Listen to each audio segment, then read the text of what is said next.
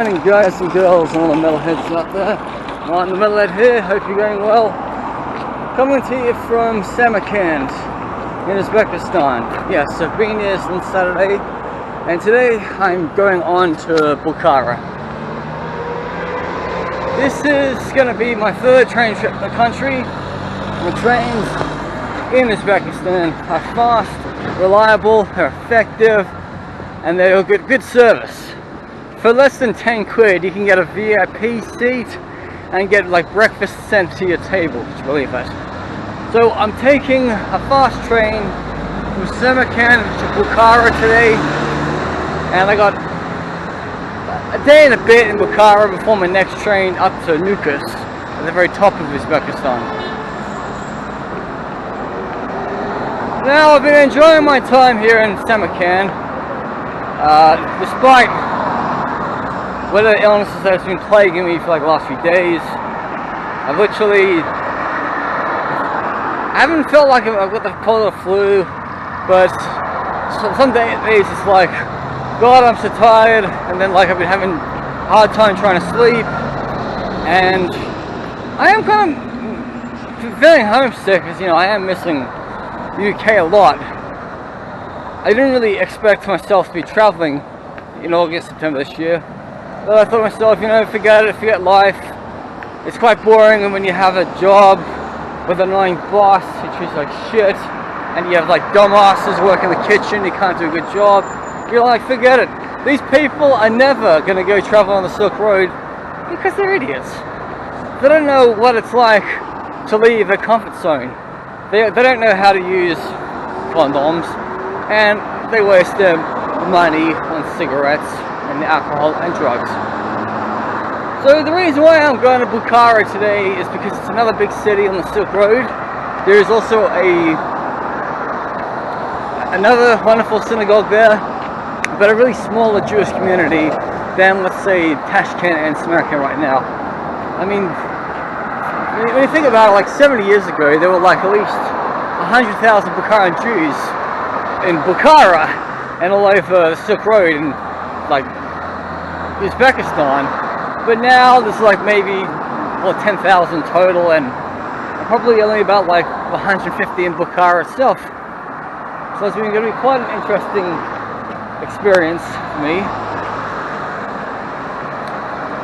I've enjoyed my time in Samarkand, doing all the sightseeing, and I like cherish those memories. I've got a fridge magnet to give back to one of my friends from South Africa who lives in Britain. But I've got 9 more days until I leave Central Asia, and like just time's like ticking up on me. I've got like a few days to kick around Kazakhstan before my flight to my next destination, so wish me luck.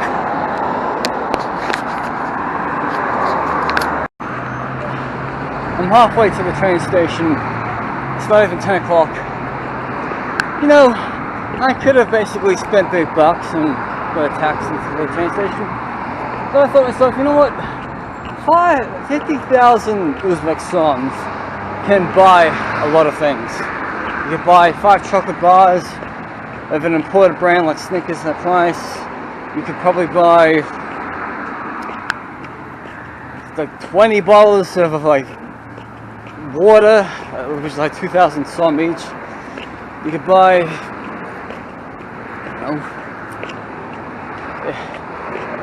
half the money could be paid for an entrance fee to the mosques here, or this complex here. But oh my god, I actually saw that same statue in Uzbekistan, in Baku, and then now I see this one here in Samarkand, Uzbekistan.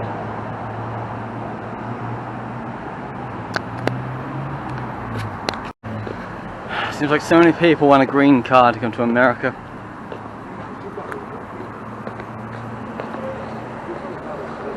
And these sprinklers have been tripping all over them every day. I guess it's right not to walk in the grass. I made a wrong turn off on Google Maps. Like, literally, like I should have just gone north, but then instead I went west. So I'm just coming through these side streets. Now, I'm quite lucky that I have a phone with a GPS, because, what, 10 years ago, I didn't have any of that. If I wanted to go somewhere, I literally just write down an address, print off a map, and basically say, oh, that's where I'm staying for tonight. Oh, that's where my cousin John lives in London. Oh wait, this is my my favorite hostel in Birmingham. So much has changed. But then again, with your iPhone or your smartphone or wherever you got, it's always best to download maps offline. So when you like arrive in a city, and if you don't have Wi-Fi or you don't have a SIM card, you can just simply look at your map and you're like, wow, I've got my hostel pinpointed. Oh, there's that church I want to visit. Oh, I want to go to that museum. Oh, that's not far from where I'm staying.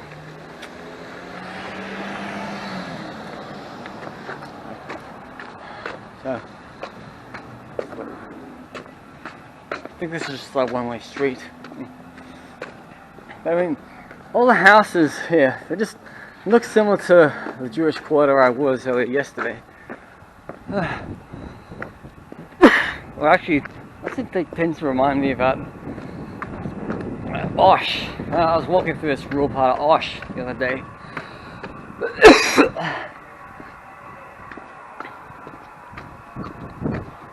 Another thing, like, I never really stay in Airbnbs in cities that I don't really know too well, because it's not like when you go into like a new country and you don't know much about the city. You know, Fred's apartment could literally be like anywhere, even if he gives you the right directions. It'd always be, you know, maybe a little bit hard to get to. Like, I always assume that everywhere in the world is walkable, and it's not. Many years ago in Illinois, I walked through a freeway to go to a Winger concert from the hotel, because that's what Google Maps told me. Google Maps didn't say there were any buses or anything, or I didn't want to pay more money for a taxi, but I was lucky I was able to get a, what do you call it, a shuttle from the venue back to my hotel for the night. Well, the train's not leaving till lunch, so I'm making this in record time. God, these streets and these houses, they just look so pristine. They look like they're about to get like built.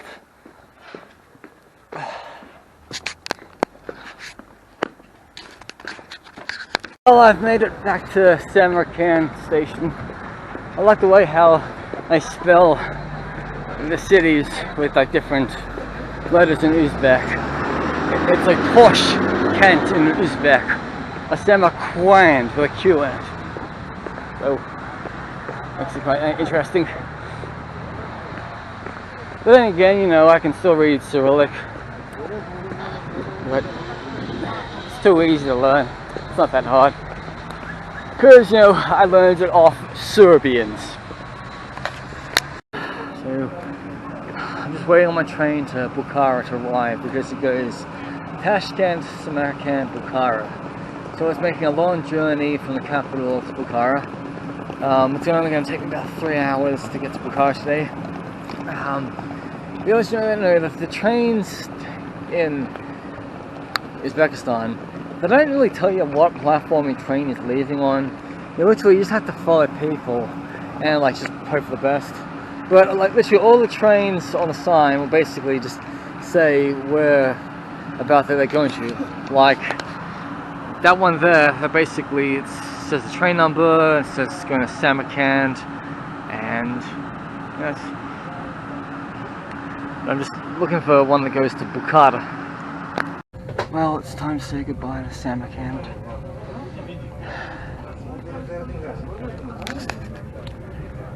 At first I thought of going down to Termiz, but then I realized there wasn't really that much to see apart from the border of Afghanistan. I thought I really want to avoid that area because the government in Britain tells us to stay clear from Termiz. So on to Bukhara I go.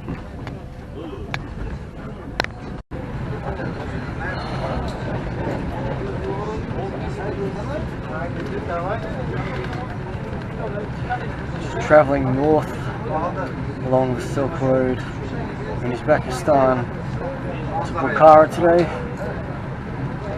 I'm 1 hour in, got another 2 hours to get to Bukhara.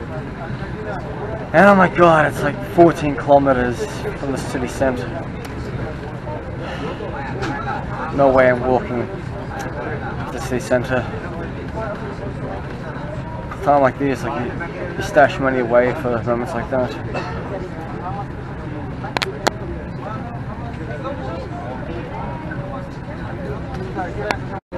So we're looking at a new mosque in the distance right there. I thought, wow, that must be at least less than 30 years old. You gotta remember, like during the Soviet Union, I don't think any mosques had been built during that time, because, you know, freedom of religion was forbidden. But now, there's freedom of religion everywhere. Traveling between Samarkand and Bukhara, you're entering the desert parts of Uzbekistan, and then it tends to get a lot more green here as you visit the main cities.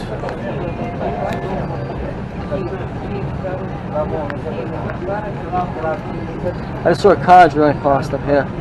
Had no idea that was a road. In walking distance of Bukhara railway station, you have the palace of the Emir of Bukhara. Now, the Emir of Bukhara lasted from like what, the 19th century up until the overthrow, like after the end of World War I. So literally the Emir of Bukhara lived in this palace before he went into exile in Afghanistan. That's where he died. So the Emir of Bukhara was actually a part of what is now modern day Uzbekistan, but it was like a independent state but under Russian protection as part of the Russian Empire during the whole great game between Russia and Britain, and how, you know, Afghanistan became a buffer state between the two. So this is quite impressive for me to find this outside of the train station Bukhara, even though Bukhara train station is far, far away from Bukhara city centre. I've made it to Bukhara right now. Across the street, I'm getting hit. There's cars. Yes, I got here by hailing a van on the side of the road. Even though I was the only passenger, I basically thought, okay, he's going to Bukhara, so he might as well just be a taxi for me and just drop me off here because it's close to my accommodation. I gave him 50,000 plus a little bit extra because, you know, these days, when you're a foreigner visiting a country where a doctor only makes $300 US a month, you gotta feel like sympathetic to the people that like you're visiting. You gotta give them a bit extra. I mean, of course you're gonna pay extra in charges and food and entrance fees, but it just gives them extra opportunities. Hell, I'd rather slap them a greenback rather than a song.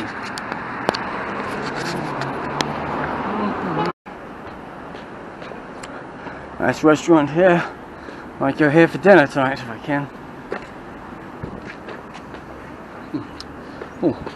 Looks like there's a big stadium right there. That's like a TV tower. All I know is that the main sites of Bukhara are actually like in the city centre, and the train stations are at least what, 15 kilometers away. So that's why I pay a bit extra for taxis to get there.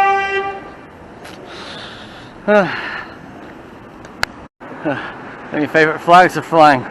First I thought that was the Afghan flag, but I'm like, no, it's Turkmen, because we're so close to Turkmenistan. But you can see the old Union Jack flying up. Oh my god, check this out. This is how they collect water.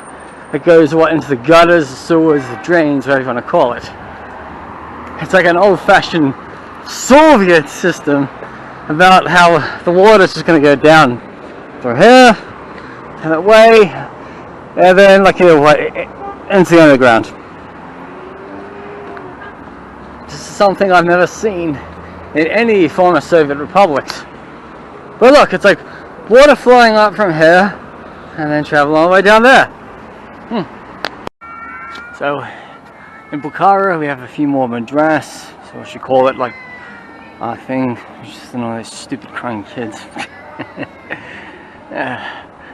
See, it's all that tiling, it's all handmade.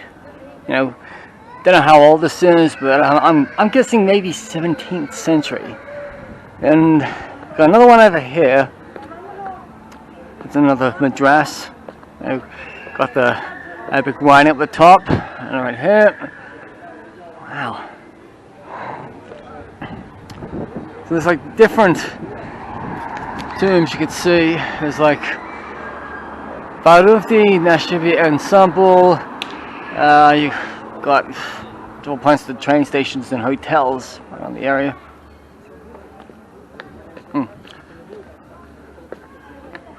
There's a park over there with a statue of a famous Uzbek.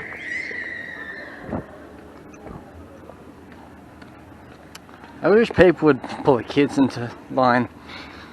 See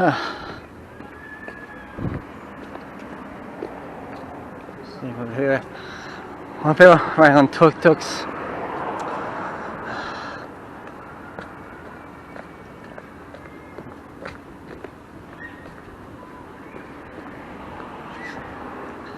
People eating up food.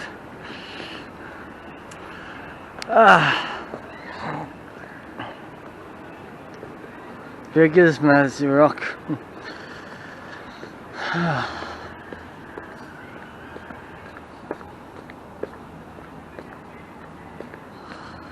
Historic Centre of Bukhara joined the World Heritage Site. Oh, so it's World Heritage listed from 30 years ago, coming this December. So the music's going to copyright my video. Doesn't really matter. Oh wow, I had no idea much about how bricked up these streets of Bukhara were. We're going to try and find where the synagogue is. I've got my kippah in my pocket and I'm ready to pay up.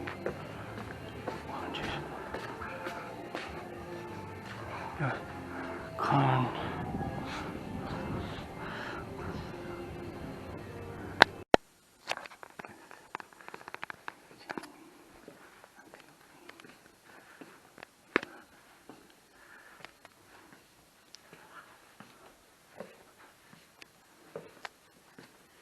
Uzbek national carpets.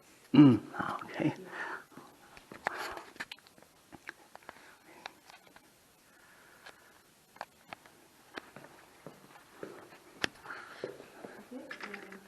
Jewish family. Jewish family from the 20th century. Yeah. 19th century. Wow. They were pretty cool. Jewish artist, Jewish, Iran, Uzbek. Jewish, Iranian, wow. Iranian and Uzbek. And an Uzbek. Yeah, artist. Wow. Please. Спасибо. Здорово.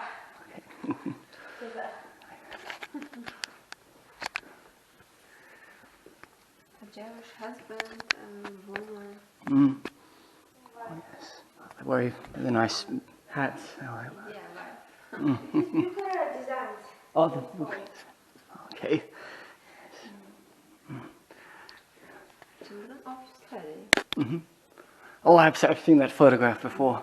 Yeah. That's in Uzbekistan, right? Yeah. In Bukhara. Oh, in Bukhara. Wow. Okay. This meeting time, Jewish. Meeting time. 1871, and Husband and wife meeting time. Okay. Jewish family. This Jewish wedding day. Oh. Wedding day. What's he holding? Yeah, this. Oh, that. Oh, so he's holding the Torah, right? Yeah. Ah. Okay. See. And look, they've got the. The mullah. Jewish mullah. Okay. Rabbin. Very cool. And this actress. Actress, yeah. Jewish actress Mariam Yakubova. Okay. Yeah. This Mariam Telayev. Okay. She's a bit famous, this one. She's got the medal. Alexandra, wife, Alisher Usman. Oh, okay. Uzbekistan, rich people. Mm. Alisher Usmanov, you know? Or no? Alisher Usmanov. Okay. Rich people. Okay. Of Uzbekistan. Hmm. That's because in the cemetery in Samarkand, there are so many people with medals. With like medals from like World War II. Yeah, Zahra Muhammad Lobor. Mm. Yeah. This old sofa, old servant, Jewish books. Oh my God! Wow. This chairman of synagogue. Ah. Synagogue chairman. This Abram Borisovich. Hmm. Hey, does he live near? Yeah. Next house, synagogue. You know synagogue. Okay. Yes. And Here comes room.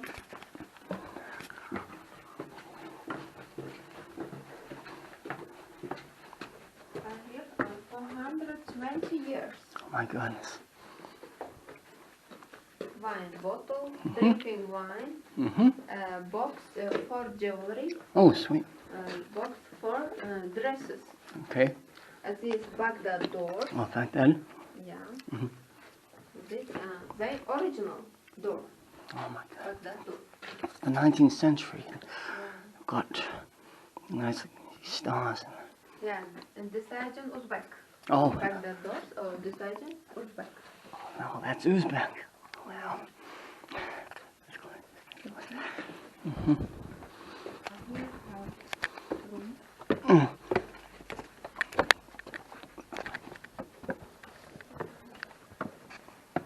Here 420 years. Mm-hmm. Percy Hotel, Percy Museum. Party museum. Yeah, a living Jewish people here. Okay.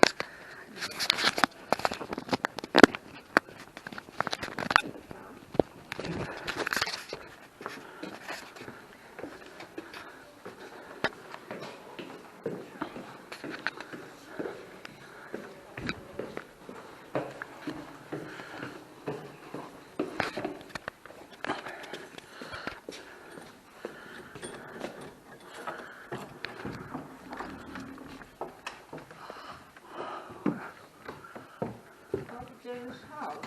Mm. Rich people living such house. Mm-hmm. The house original. Here, hot dishes. Oh, pot dishes. Yeah. Oh. His name Tokçe Bandi. Name is Tokçe Bandi. Okay.